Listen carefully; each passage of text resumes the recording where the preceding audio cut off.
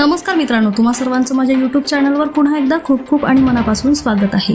आजच्या व्हिडिओमध्ये आपण बघूया जुन्या पेन्शनबाबत या कर्मचाऱ्यांना दिलासा, कोणाला मिळणार पेन्शन, खंडपीठाचा नेमका काय आदेश। व्हिडिओला सुरुवात करण्याअगोदर तुम्हाला एक विनंती, चॅनलवर पहिल्यांदाच भेट देत असाल तर चॅनलला सबस्क्राइब करा आणि व्हिडिओला एक लाईक करायला विसरू नका। चला तर मग सुरू करूया आजच्या व्हिडिओला। राज्यातील 2005 पूर्वी नियुक्त झालेल्या शिक्षकांसाठी मोठी दिलासादायक बातमी समोर आलेली आहे।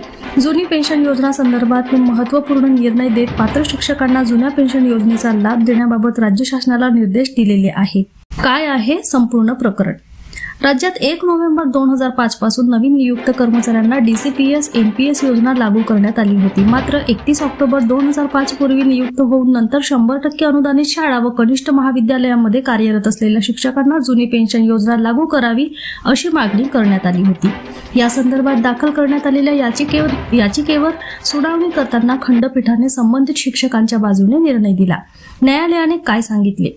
31 ऑक्टोबर 2005 पूर्वी नियुक्त शिक्षकांना जुन्या पेन्शनचा लाभ नाकारणे योग्य नाही। पात्र शिक्षकांच्या प्रकरणांचा स्वतंत्रपणे विचार करून त्यांना OPS लागू करण्याबाबत शासनाने कार्यवाही करावी। संबंधित विभागांनी पेन्शन प्रस्ताव तातडीने निकाली काढावेत। 2005 पूर्वी नियुक्त सहाय्यक शिक्षक, कनिष्ठ महाविद्यालयातील शिक्षक, 100% अनुदानित संस्थांमध्ये सेवा बजावणारे कर्मचारी या निर्णयामुळे हजारो शिक्षकांना निवृत्तीनंतर निश्चित पेन्शन मिळण्याचा मार्ग मोकळा होण्याची शक्यता आहे। OPS विरुद्ध NPS फरक काय?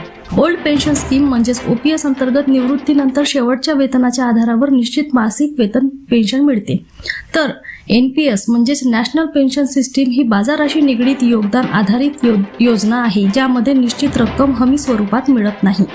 पुढील टप्पा काय? आता राज्य शासनाने न्यायालयाच्या आदेशानुसार अधिकृत शासन निर्णय GR काढणे अपेक्षित आहे। त्यानंतर संबंधित शिक्षकांना प्रत्यक्ष लाभ मिळण्याची प्रक्रिया सुरू होईल।